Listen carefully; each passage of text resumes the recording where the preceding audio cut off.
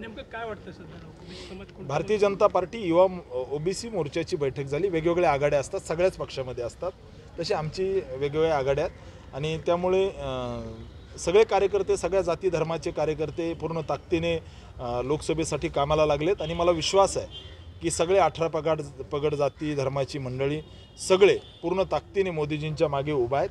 त्यामुळं जशा बाकी पक्षाच्या आघाड्या असतात, वेगवेगळ्या आघाड्या असतात, राष्ट्रवादीची असते, काँग्रेसची असते, सगळ्या पक्षाच्या आघाड्या असतात, तशा आमच्या वेगवेगळ्या आघाड्या आहेत। त्याच्यामुळे पूर्ण जनता आमच्यासोबत आहे, सगळे समाज आमच्यासोबत आहेत आणि मला विश्वास आहे मोदीजींनी जे काम केलं आहे मागच्या 10 वर्षामध्ये त्या कामाच्या जोरावर सोलापूरमधून त्या ठिकाणी 3 लाखपेक्षा जास्त मताने आमचा विजय होईल। देवेंद्रजी फडणवीस देखील सोलापूर दौऱ्यावर येणार आहेत, आपल्या उमेदवारी अर्ज भरण्यासाठी ते येत आहेत। कशा पद्धतीनं कुठल्या तारखा फिक्स झालेल्या आहेत आणि आपण अर्ज केव्हा भरणार आहात? येत्या 16 तारखेला भारतीय जनता पार्टीच्या हजारो कार्यकर्त्यांच्या उपस्थितीमध्ये या ठिकाणी आम्ही सोलापूर लोकसभा आणि माढा लोकसभा सोबत अर्ज भरू असे आता एकंदरीत आखणी आहे।